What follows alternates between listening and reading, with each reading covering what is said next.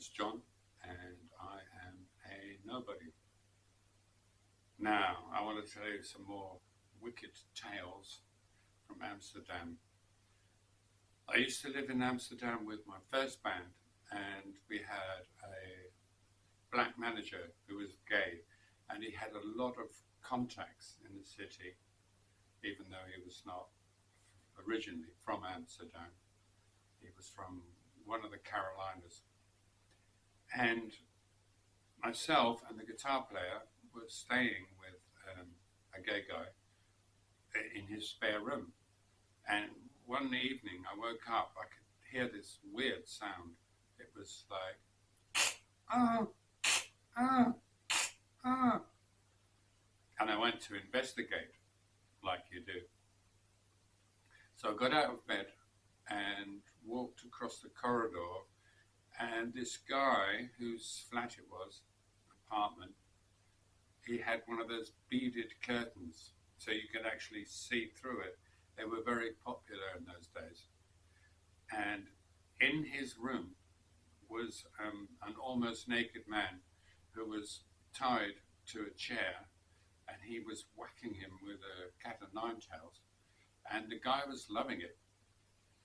Well, what transpired was that the man who was doing the hitting, whose name I will not mention, was working in a gay club, and one day he decided to take all of the takings and do a bunk and run off. So one day I was in bed, and I woke up, and standing over me was a policeman, a Dutch policeman with his pistol drawn and pointed at my head. Now, I have a very complicated relationship with guns, partly because my dad hated them so much that I thought, well, there must be something about them that's interesting. And I've been threatened by guns 4 times in my life, and 3 of those times they were actually being held by police officers. This was the first time I'd been looking down the business end of a pistol, and it's not a nice feeling.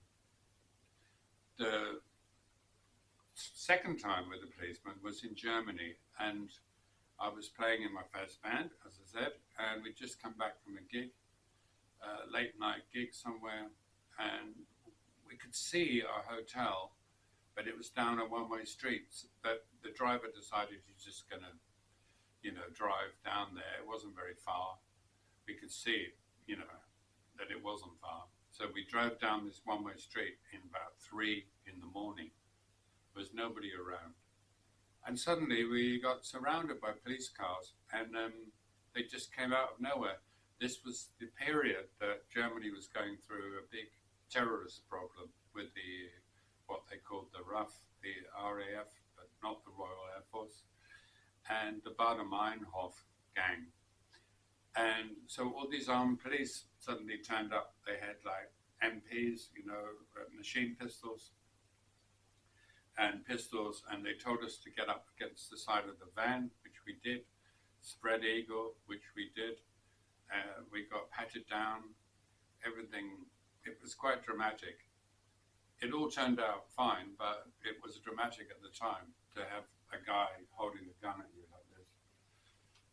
And the third time was probably the most dramatic of all. It was also in Germany, and I'd just come back from the North Coast with my then girlfriend, and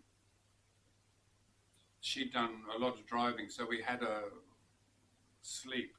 She was driving a Volkswagen Beetle, so we put the seats down and to have a quick, sleep in the middle of a forest.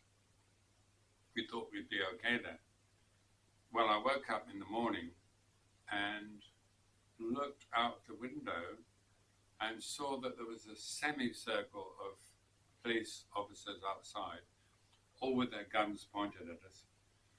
And I thought, well, hang on, this is going to be like a Bonnie and Clyde moment, if I'm not really careful. It's going to be like a one false move and it's like, you're being shot.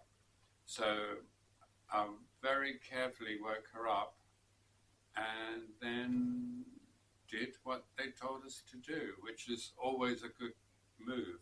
If you're being threatened by a police officer who's carrying a gun, well, do what they say. Don't ask them why or when, and don't ask them any questions. Just do what they say, and everything will be usually okay.